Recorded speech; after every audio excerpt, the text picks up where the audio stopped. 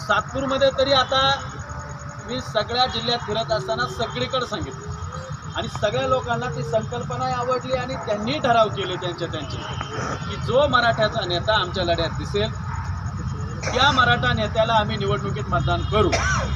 जो नेता मराठा समाजाच्या या लढ्यात दिसणार नाही त्याला निवडणुकीत आल्यानंतर विचारू तू मराठा क्रांती मोर्चाच्या किती बैठकांना हजर होता, नव्हता तर तुला मराठ्याचं मतदान मिळणार नाही, कारण तुला दुसऱ्या समाजाची मतं मिळवायची असतील तर तू तिथं त्यांचं गुणगान गायला गेला। म्हणजे आता इथं जर दुसरी काही मीटिंग असती तर तुम्हाला मला वाटतं इतके राजकीय नेते आले असते, काल शिवजन्मोत्सव सोहळ्याला सुद्धा आले नाही, कारण याला भीती वाटायला लागली की बाबा आपल्या निवडणुका धोक्यात येतील। अरे तुमच्या निवडणुका मराठ्यांच्या जीवावर आहे। मी कायम आमच्याकडे आता भुजबळ साहेबांचं माझं थोडंसं पटत नाही, पण कायम आपण त्या भुजबळ साहेबांना टार्गेट करतो। मराठा समाज हा कायम भुजबळ साहेबांना टार्गेट करतो। आपण ते टार्गेट करत असताना भुजबळ साहेब जिल्ह्यामध्ये 1.25 लाख मराठा मतं असताना सुद्धा ते म्हणतात माझ्यासाठी माझा समाज पहिले, मी माझ्या समाजासाठी अशा आमदारक्या मंत्रीपद हे मी दावणीला बांधतो, पण मी माझ्या समाजाच्या लढ्यासाठी मी त्या ठिकाणी तत्पर राहील। अहो देशाचे पंतप्रधान येणार होते तरी छगन भुजबळ साहेब हे ओबीसीच्या सभा घेत होते, त्यांना समाज प्रथम वाटला, पण आपल्या एकही राजकीय नेत्याला आपला समाज प्रथम वाटत नाही, आपल्या समाजाचे काही घेणं देणं नाही। त्याचं एकमेव कारण आपण सगळे मराठा म्हणून त्यांना मतदान करतो आणि ते आपल्याला गृहीत धरतात, म्हणून सातपूरमध्ये सुद्धा आपण हा नियम लावला पाहिजे। जे लोक आमच्यात असतील आम्ही निवडणुकीत त्याच्याबरोबर असू, हा संकल्प आपण या ठिकाणी करायचा। कोणी समाज बांधवाने आपल्या नाना भाऊ असतील किंवा शिवाजी भाऊ असतील, आता शिवाजी भाऊंना काही त्रास नाही का? अहो शिवाजी भाऊ सत्ताधारी पार्टीच्या राष्ट्रवादीत, बरोबर आहे का नाही? तरी ते प्रत्येक मीटिंगमध्ये काय निवडणुका लढायच्या त्या नंतरचा पार्ट आहे, त्यांना काय राजकारण करायचं नाही का? त्यांना तर अजितदादांनी बोलून सांगितलं तुम्ही तयारीला लागा। भाजपचं एक मोठं नेतृत्व त्यांच्या घरी गेलं, तुम्ही लोकसभेसाठी तयारी करा। तरी ते शिवाजी सहाने जर आपल्या सगळ्या मीटिंगमध्ये येऊन समाजाची बाजू प्रखरपणे मांडत असतात तर बाकीच्यांना काय लाज वाटते? मग ज्यावेळेस निवडणुका येतात आपले हेमंत गोडसे कार्ड काढतात, मी मराठा आहे, भुजबळ साहेब ओबीसी आहे, मग मराठ्यांना मतं द्या। आपण त्या हेमंत गोडसेंना किती मतं निवडून देतो? एक तरी मीटिंगमध्ये आहे का? एक तरी सभेला कुठं आहे का? कुठं समाजाचं काही देणं घेणं आहे का त्यांना? काही नाही। आपल्याकडे किती नगरसेवक आहे? अहो एक नगरसेवक इथं आला असता त्याच्याबरोबर 10 समाज बांधव जरी आणले असते तिथं बसायला जागा नसती झाली, तरी पण जे समाज बांधव जमले ही काही ताकद कमी नाही, ही ताकद काय कमी नाही आहे। एक मराठा लाख मराठा आपण जे म्हणतो तो एक मराठा 1 कोटी मराठ्यावर आपलं स्लोगन केलंय, आपण काही कमी नाही आहे। तुम्ही आलेले मराठे सुद्धा सातपूर विभागासाठी खूप आहे आणि मराठे हे शूर असतात, मराठे घरात नाही बसत, मराठे लढाईच्या रिंगणात उतरतात आणि ती लढाई जिंकून परत येतात। आपल्याला त्याच पद्धतीनं मुंबई सुद्धा जिंकून परत यायची आहे, आपल्याला आपल्या हक्काचं आरक्षण मिळवायचंय। आजच्या सभेमध्ये तुम्ही पाहिलं असेल परत एकदा मनोज जरांगे पाटलांना गरज वाकल्या गेली पाहिजे। काय गरज पडली? आम्ही कोणाच्याही आरक्षणाच्या विरोधात नाही। ज्या पद्धतीनं भुजबळ साहेब सांगतात किंवा त्यांचे जे चेले सांगतात तर 70% ओबीसी आहेत, आम्ही तेच म्हणतोय 70% ओबीसी आहे आणि त्या 70%मध्ये 32% हा मराठा समाज आहे। या समाजाला त्याचे अधिकार द्या, त्याला त्याचं आरक्षण मिळालं पाहिजे। ही भूमिका आमची भूमिका तुमच्यापेक्षा वेगळी नाहीच आहे, ती असूही शकत नाही। अहो मंडल आयोग आपण स्वीकारला, त्या मंडल आयोगानं काय सांगितलं? ज्याची जेवढी संख्या जातीची त्याच्या 50% आरक्षण। मग आता आम्ही आमचं 32%तलं 16% आरक्षण आमचं जे आतापर्यंत वापरलं गेले आमच्या समाज बांधवांना जे मिळालं नाही ते आरक्षण आम्ही मागतोय आणि ते कायदेशीर संविधानिक पद्धतीनं महामानव डॉक्टर बाबासाहेब आंबेडकरांनी आम्हाला घटनेत जो अधिकार दिला आहे त्या अधिकारानं आपण ते आरक्षण मागतोय। तीच मागणी मनोज जरांगे पाटलांनी घेतल्यामुळं आत्तापर्यंत मराठा समाजाने कुठल्याही नेत्याला डोक्यावर घेतलं नाही। आपण 58 मराठा क्रांती मोर्चे काढले, नेतृत्व त्याला मिळालं नाही। आज पहिल्यांदा नेतृत्व का मिळालं तर मनोज जरांगे पाटलांनी मागणी रास्त पकडली की सगळ्यांना सरसगट कुणबीचं सर्टिफिकेट द्या, 50%च्या आज संविधानिक पद्धतीनं टिकणारं आरक्षण आम्हाला मिळालं पाहिजे आणि त्याच्यासाठी राज्य सरकारने प्रयत्न करून तो मोठे हुकूम बदलून संविधानिक पद्धतीनं आम्हाला ते आरक्षण मिळावं याच्यासाठी त्यांचा लढा उभा राहिला आणि कोट्याधीश मराठे या लढ्यामध्ये सहभागी झाले। आता नाशिककरांची सुद्धा जबाबदारी आहे मनोज जरांगे पाटील जरी 20 तारखेला निघत असेल तर तुम्ही म्हणाल मग आपण 24ला कशाला चाललो, आपण एक तर 20ला निघायला पाहिजे, नाही तर ते ज्या दिवशी पोहोचणार त्या दिवशी आपण गेलं पाहिजे. हे बघा, लढा हा सगळ्यांचा, एकट्या जरांगे पाटलांचा नाही आहे. त्यामुळं ते यायच्या आत नाशिक जिल्ह्याने एक जबाबदारी उचलली पाहिजे, येणाऱ्या सगळ्या लोकांची जेवणाची व्यवस्था. आणि मग त्या माध्यमातून आबा तुम्ही मागच्या अध्यक्ष शिवजन्मोत्सव सोहळ्यानं आपण बराचसा आधी ते टाकला, तुम्ही शिवजन्मोत्सव सोहळा साजरा करत असताना ज्यावेळेस लोकांकडे जाल त्यावेळेस सुद्धा मराठा क्रांती मोर्चासाठी तुमचं विशेष योगदान द्या. आणि ती रसद सुद्धा तुम्ही या ठिकाणी पूर्ण जमा केली पाहिजे. त्याचं एक ठिकाण आपण या ठिकाणी करू.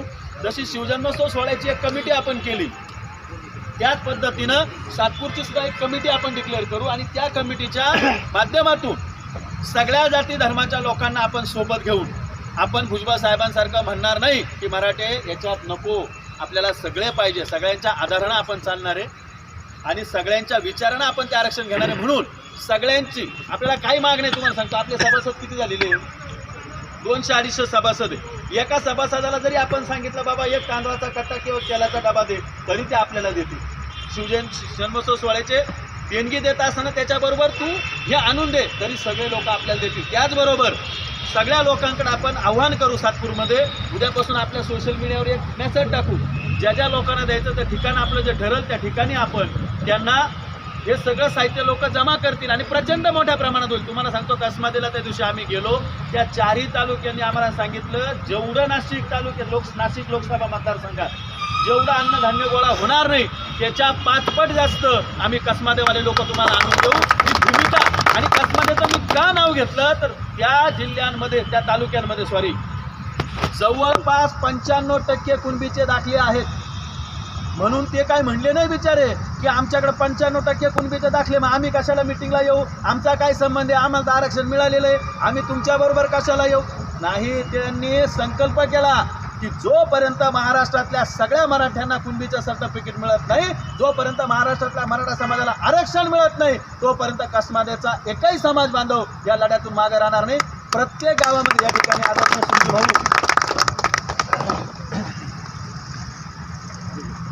मराठा क्रांती मोर्चाच्या प्रत्येक बघा पक्षाच्या बैठकीला नाही गेले पण समाजाच्या बैठकीला आले. भाऊसाहेबांचा जोरदार कार्यक्रम. समाजासाठी आपण काहीतरी देणं लागतो. आणि मी नेहमी सांगतो, जे लोक समाजासाठी पुढे येताना समाजाने सुद्धा त्यांच्या पाठीशी उभं राहिलं पाहिजे. आपण कोणाला येण्या धड्यांना निवडून देतो, ज्यांना समाजाचा काही कळवाळा नसतो, फक्त पक्षाची आयडिओलॉजी बघतो, त्या पक्षाचं चिन्ह पाहतो, उठसूट मतदान करत बसतो. अहो, समाजासाठी सुद्धा लोकप्रतिनिधी पाहिजे, समाजासाठी सुद्धा तळमळीचे लोक पाहिजे. त्या ठिकाणी त्या लोकांना निवडून दिलं पाहिजे. मी माझं नाही सांगत, मला 17 दिवाळ्या पाडा, मला काही फरक पडत नाही. आपल्याला काय त्या निवडणुकी वाचून आडेल नाही. आणि मी कोणती निवडणूक आहे आता मी एवढ्या डिक्लेअर करून टाकली, तुमच्याकडे नको उभी बाबा, जाऊन त्या तिकडे जाऊ लढायला, ती अडचणच नाही. पण समाजासाठी जे लोक उभे राहतात त्यांच्या पाठीशी आपण उभं राहिलं पाहिजे. माझा विषय कसमादे लोकांपर्यंत चालू होता की कसमादेच्या लोकांनी संकल्प केला आहे की एका गावामध्ये जेवढे ट्रॅक्टर असतील, जेवढ्या पिकअप असतील, त्या सगळ्या घेणार, त्याच्यामध्ये सगळे माणसं घेणार, त्याच्याबरोबर जी आपली दैनंदिन जीवनातली वाहनं आहे ही सगळी वाहनं घेऊन आम्ही 24 तारखेला सकाळी 11 वाजेपर्यंत नाशिकच्या शिवतीर्थावर, ज्या ठिकाणी नानाभाऊ बचाव आपल्या सगळ्या समाजाच्या बांधवांनी आमरण उपोषण त्या ठिकाणी 7 दिवस झाले मनोज जरांगे पाटलांसमोर आणि 105 दिवस साखळी उपोषण त्या ठिकाणी केलं. त्या ठिकाणाहून आपला सगळा हा जिल्ह्यातला सगळा मॉब त्या ठिकाणी जमणार आहे. तिथून आपण जकात नाक्यापर्यंत पायी जाऊन तिथून पुढे आपल्या वाहनांनी आपण मुंबईकडे जाणार आहोत. पण त्या अगोदर ही सगळी रसद आपल्याला 20 ते 21 तारखेला ही मुंबईला पोच करायची. त्या ठिकाणी सगळ्या लोकांची जेवणाची व्यवस्था. शेवटी एक लक्षात घ्या, सैन्य हे पोटावर चालतं. तुम्ही तिथं म्हटले नाही नाही बाबा नो, तुम्ही बिगर जेवणाचं राहा, लोक थांबणार नाही. कारण मी स्वतः सुद्धा उपोषण करू शकत नाही. नाना भाऊ, मी तुम्हाला सांगितलं आपल्याला उपाशी पोटी जमत नाही. उपोषणाचा टेंडर तुमच्याकडे घ्या भाऊ, आंदोलन कोणाला थोडा फोडायचं ते आम्हाला सांगा, तिथे आम्ही हे जमत नाही मला. इकडे हो, इकडे जमीन जबाबदारी दे त्या पुष्कळ, त्या सगळ्या गाड्या, त्या गाडीत माणूस बसायला नसू द्या. कारण आपलं मिशन काय आहे, मुंबई बंद पाडायची. मग मुंबई बंद पाडण्यासाठी काय फक्त माणसांची गरज नाही तर त्या ठिकाणी गाड्यांची पण गरज पडणार आहे आपल्याला. मग आपला जो जथ्था 24 तारखेला या ठिकाणी निघणार आहे त्यामध्ये सगळ्यात जास्त आपल्या गाड्या असल्या पाहिजे. त्या गाड्या जर उद्या त्यांनी आपल्याला शहापूरला अडवलं, आपला मुक्काम शहापूरमध्ये, मुंबईचा रस्ता काय दुसरीकडून जातो का, शहापूरमधूनच जातो ना मुंबईला. आपल्यावर इकडची जबाबदारी आहे. तर मुंबईचं शहापूर थांबलं, आपण शहापूरला रेल्वे ट्रॅक पण तिथंच आहे.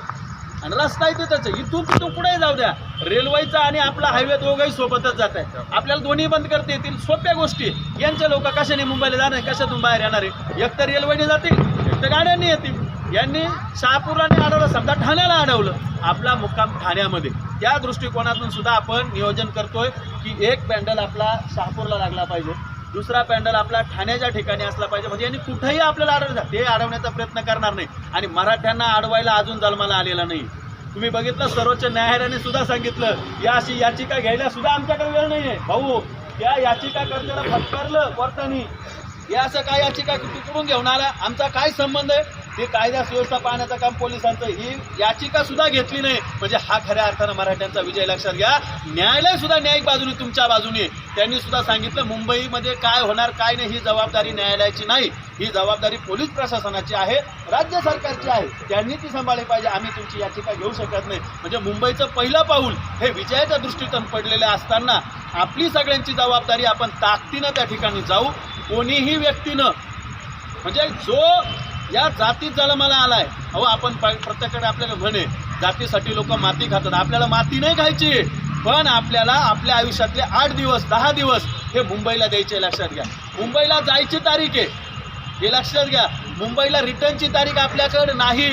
कारण जरांगे पाटलांनी संकल्प केलाय की मी एक तर माझी प्रेतयात्रा येईल, नाही तर मराठ्यांची विजयवारी येईल. एक लक्षात घ्या, या अगोदर सुद्धा आपण अण्णासाहेब पाटील गमावले, अण्णासाहेब जावळे पाटील गमावले, अण्णासाहेब येरळीकर गमावले, आपण प्राध्यापक देवीदासजी वडजे गमावले, आपण विनायकजी मेटे गमावले. ज्या लोकांनी समाजाचा लढा उभा केला, प्रचंड ताकदीनं समाजाच्या भावना त्या ठिकाणी मांडल्या, त्या लोकांसारखंच आता आपल्याला नव्यानं एक निष्कलंक नेतृत्व मिळालंय. आणि ते नेतृत्व वाचवणं ही मराठ्यांची जबाबदारी आहे. जर जरांगे पाटलांच्या केसाला जरी धक्का लागला, शासन जबाबदार राहणार नाही. त्या शासनापेक्षा डबल जबाबदारी ही मराठ्यांची असेल, मराठे त्याला जबाबदार असतील. कारण मराठे संड होऊन जर घरात बसले तर पुढच्या पिढ्या तुम्हाला जाब विचारतील, ज्यावेळी जरांगे पाटील लढा लढत होते तुम्ही मराठे कोणत्या झोपडीत जाऊन बसलेले होते, तुम्ही कुठं होते, हा जाब आपल्याला आपला नातू आपला पोरगा विचारल्याशिवाय राहणार नाही. लक्षात घ्या. म्हणून जे जातीवंत मराठे हे ताकदीनं 24 तारखेच्या या लढ्यामध्ये विजय, त्या सोहळ्यामध्ये, कारण विजय हा निश्चित आहे. तुम्ही जर घराच्या बाहेर पडले, अहो 2-4 कोटी लोक जर मुंबईत घुसले, तुम्हाला सांगतो यमदेव जरी वरतून खाली आला तरी मराठ्यांना आरक्षणापासून कोणी वंचित ठेवू शकत नाही. ही ताकद जरांगे पाटलांनी त्यांची नस धरल्यामुळं संविधानिक लढाई आपली आहे, ती जिंकण्यासाठी सगळ्या सातपूरकरांनी प्रयत्न करावे. भाऊ, जरी सातपूरचे लोक